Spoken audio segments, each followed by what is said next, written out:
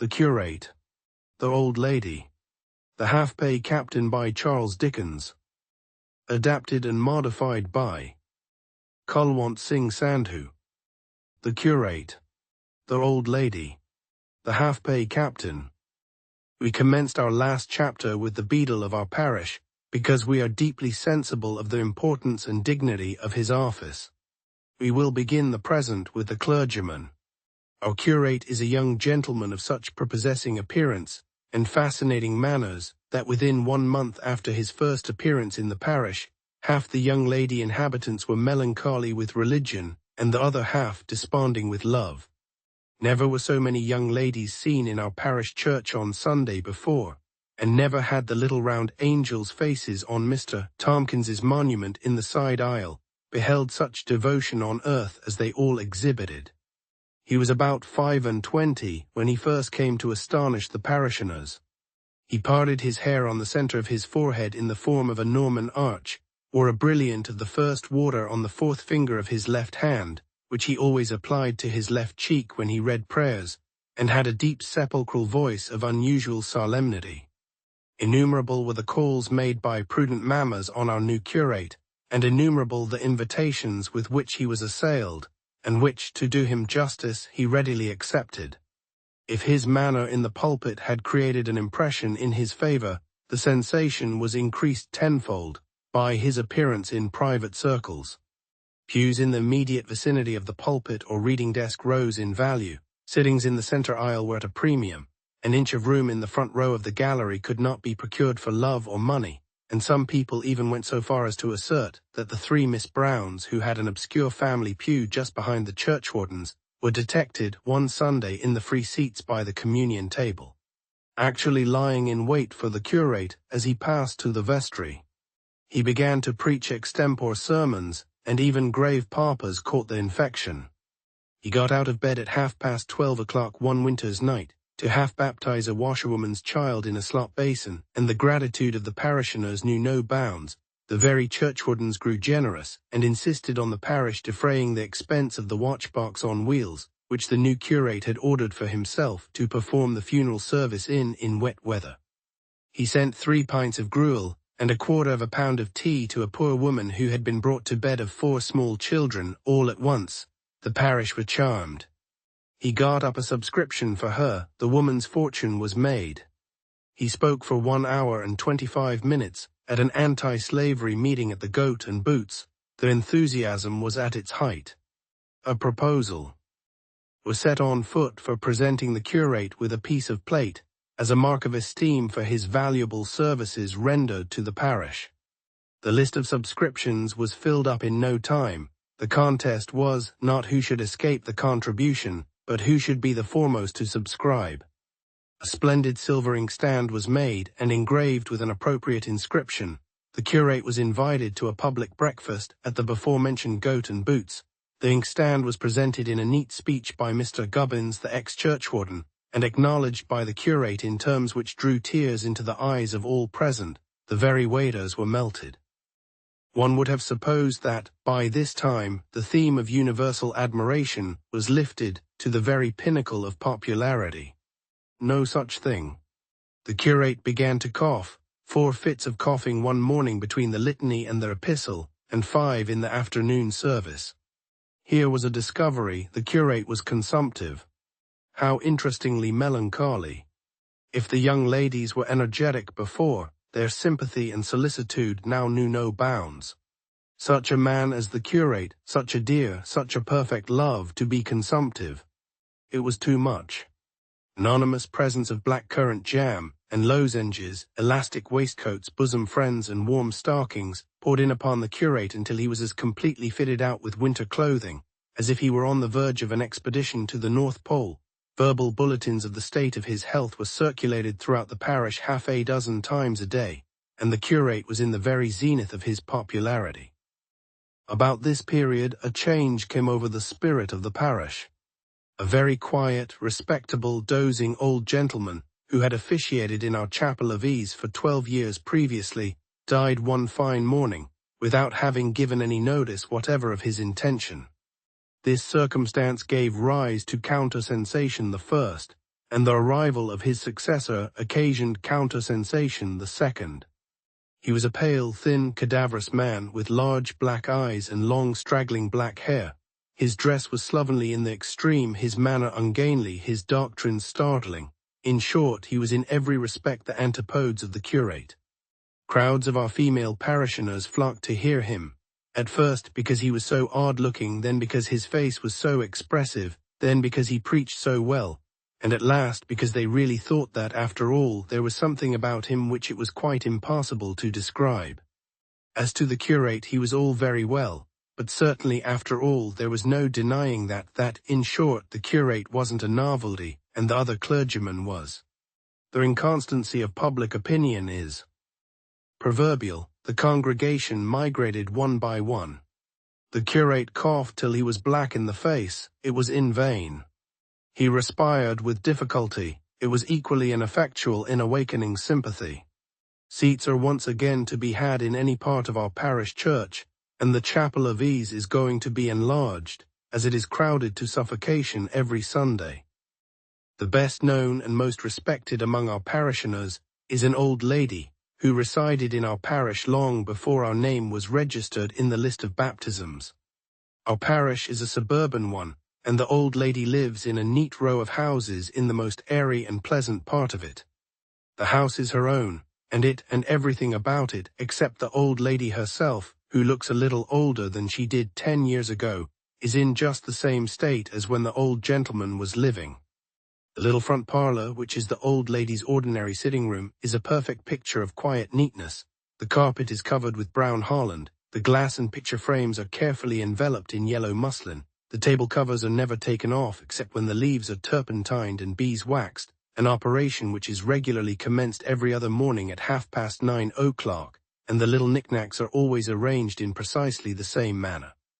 The greater part of these are presents from little girls whose parents live in the same row, but some of them, such as the 2 old-fashioned watches, which never keep the same time, one being always a quarter of an hour too slow and the other a quarter of an hour too fast, the little picture of the Princess Charlotte and Prince Leopold as they appeared in the Royal Barks at Drury Lane Theatre, and others of the same class, have been in the old lady's possession for many years. Here the old lady sits with her spectacles on, busily engaged in needlework, near the window in summer time, and if she sees you coming up the steps and you happen to be a favourite, she trots out to open the street door for you before you knock, and as you must be fatigued after that hot walk, insists on your swallowing 2 glasses of sherry before you exert yourself by talking. If you call in the evening you will find her cheerful, but rather more serious than usual, with an open Bible on the table before her, of which Sarah, who is just as neat and methodical as her mistress, regularly reads 2 or 3 chapters in the parlor aloud. The old lady sees scarcely any company, except the little girls before noticed, each of whom has always a regular fixed day for a periodical tea-drinking with her, to which the child looks forward as the greatest treat of its existence. She seldom visits at a greater distance than the next door but one on either side. And when she drinks tea here, Sarah runs out first and knocks a double knock, to prevent the possibility of her missus's catching cold by having to wait at the door. She is very scrupulous in returning these little invitations, and when she asks Mr. and Mrs. So-and-so to meet Mr. and Mrs. Somebody else, Sarah and she dust the urn and the best china tea service and the Pope Joan board, and the visitors are received in the drawing-room in great state. She has but few relations, and they are scattered about in different parts of the country, and she seldom sees them. She has a son in India whom she always describes to you as a fine, handsome fellow, so like the profile of his poor dear father over the sideboard, but the old lady adds with a mournful shake of the head that he has always been one of her greatest trials, and that indeed he once almost broke her heart, but it pleased God to enable her to get the better of it, and she would prefer your never mentioning the subject to her again. She has a great number of pensioners, and on Saturday, after she comes back from market, there is a regular levy of old men and women in the passage, waiting for their weekly gratuity. Her name always heads the list of any benevolent subscriptions, and hers are always the most liberal donations to the Winter Coal and Soup Distribution Society. She subscribed £20 towards the erection of an organ in our parish church, and was so overcome the first Sunday the children sang to it, that she was obliged to be carried out by the pew opener. Her entrance into church on Sunday is always the signal for a little bustle in the side aisle, occasioned by a general rise among the poor people, who bow and curtsy until the pew opener has ushered the old lady into her accustomed seat, dropped a respectful curtsy and shut the door, and the same ceremony is repeated on her leaving church, when she walks home with the family next door but one and talks about the sermon all the way, invariably opening the conversation by asking the youngest boy where the text was. Thus, with the annual variation of a trip to some quiet place on the sea-coast, passes the old lady's life. It has rolled on in the same unvarying and benevolent course for many years now, and must at no distant period be brought to its final close. She looks forward to its termination with calmness and without apprehension. She has everything to hope and nothing to fear. A very different personage, but one who has rendered himself very conspicuous in our parish, is one of the old lady's next-door neighbors. He is an old naval officer on half-pay, and his bluff and unceremonious behavior disturbs the old lady's domestic economy not a little. In the first place, he will smoke cigars in the front court, and when he wants something to drink with them, which is by no means an uncommon circumstance, he lifts up the old lady's knocker with his walking stick and demands to have a glass of table ale handed over the rails. In addition to this cool proceeding, he is a bit of a jack of all trades, or to use his own words, a regular Robinson Crusoe, and nothing delights him better than to experimentalize on the old lady's property. One morning he got up early and planted 3 or 4 roots of full-grown marigolds in every bed of her front garden, to the inconceivable astonishment of the old lady, who actually thought when she got up and looked out of the window that it was some strange eruption which had come out in the night. Another time he took to pieces the 8-day clock on the front landing, under pretense of cleaning the works, which he put together again by some undiscovered process in so wonderful a manner that the large hand has done nothing but trip up the little one ever since. Then he took to breeding silkworms, which he would bring in 2 or 3 times a day, in little paper boxes, to show the old lady, generally dropping a worm or 2 at every visit. The consequence was that one morning a very stout silkworm was discovered in the act of walking upstairs, probably with the view of inquiring after his friends, for on further inspection it appeared that some of his companions had already found their way to every room in the house. The old lady went to the seaside in despair, and during her absence he completely effaced the name from her brass door plate in his attempts to polish it with aquafortis. But all this is nothing to his seditious conduct in public life.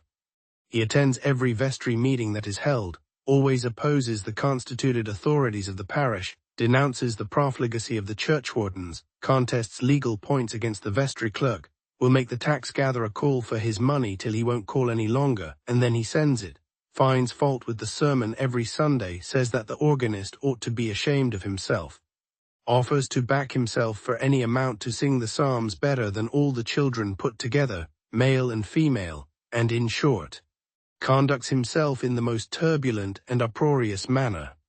The worst of it is that, having a high regard for the old lady, he wants to make her a convert to his views, and therefore walks into her little parlor with his newspaper in his hand, and talks violent politics by the hour. He is a charitable, open-hearted old fellow at bottom after all, so, although he puts the old lady a little out occasionally, they agree very well in the main, and she laughs as much at each feat of his handiwork when it is all over as anybody else. The curate, the old lady, and the half-pay captain. Version 2. Our story begins with the curate, a young clergyman in our parish. He is handsome and charming, about 25 years old. When he arrived, many young women became very religious, or fell in love with him. On Sundays, the church was full of young ladies who wanted to see him. He had neat hair, a shiny ring on his finger, and a deep, serious voice when he spoke in church. Everyone liked him. The curate was very popular. Mothers invited him to their homes, and he always visited. People were keen to sit on seats near the front of the church, to be close to him. He gave speeches without notes, which impressed everyone. He helped a poor woman by sending her food and tea. He also spoke at a big meeting about helping others. The parish loved him so much that they gave him a silver gift to thank him for his work. But then the curate started coughing a lot. People thought he was sick. The young women sent him jam, medicine, and warm clothes. They talked about his health every day. Later, a new clergyman came. He was thin, with big eyes and messy hair. He looked strange but spoke well. People began to like him more than the curate. Soon the church was empty when the curate spoke. Everyone followed the new clergyman. The curate was not popular anymore. Eventually, his health deteriorated so badly, and he died. Next, there is an old lady in our parish. She is kind and respected by everyone. She lives in a clean, tidy house in a quiet area. Her home is neat, with covers on the furniture and small decorations from children. She likes sewing and reading her Bible. When she sees a favorite visitor, she opens the door and gives them wine to drink. In the evenings, she is calm. Her helper Sarah reads the Bible to her. The old lady has a simple life. She drinks tea with young girls from the neighborhood and visits her neighbors. She is very generous. She gives money to poor people every week and helps the church. She gave money for a new organ in the church. When the children sang with it, she cried with happiness. On Sundays, people in church stand and bow when she arrives. She walks home with her neighbors and talks about the sermon. Her only son is in the army, and at present he is in India, but she doesn't like talking about him too much. Otherwise, her life is peaceful, and she is ready for the future. Finally, there is the half-pay captain, an old Navy man who lives next to the old lady. He is loud and does funny things. He smokes cigars outside and asks the old lady for a drink by knocking on her door. He tries to fix things but makes them worse. One day he planted big flowers in her garden, surprising her. Another time he took apart her clock, but it never worked right again. He also kept silkworms, and they got loose in her house. The captain is noisy in public too. He argues at parish meetings and complains about the church leaders. He says the organ player is bad, but he is kind inside. He likes the old lady and talks to her about his ideas. Sometimes she is annoyed, but she laughs at his actions later. They are good friends.